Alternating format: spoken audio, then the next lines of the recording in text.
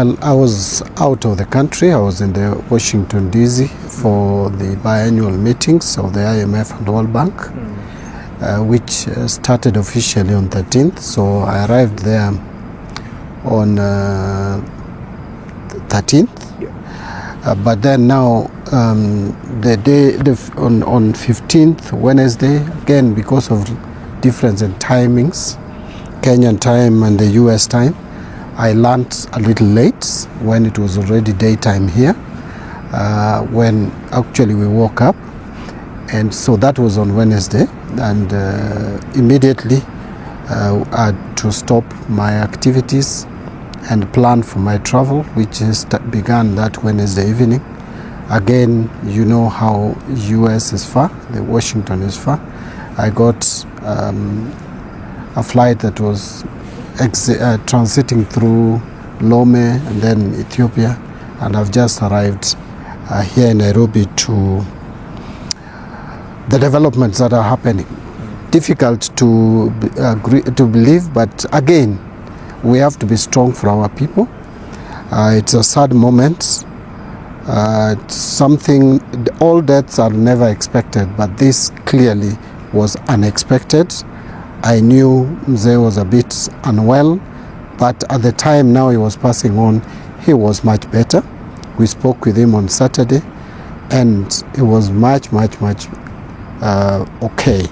But again, as fate would have it, we are now talking a different language. It is hard to refer to him in the past, but again, life is God-given. And so he has lived his life.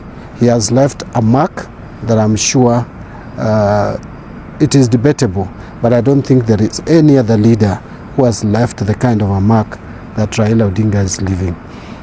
Speaking to our people, speaking to his lovers, his supporters, I only want to mention that if Mzee is looking at us from above, there is one thing that he really stood for that he would want to see. That is a united country and a united people. He would want his people to unite. He would want his country to unite. Let us try as much as possible as we mourn. Difficult as it is, emotions are running high, but let us try to maintain the kind of peace that Mzee would love to see.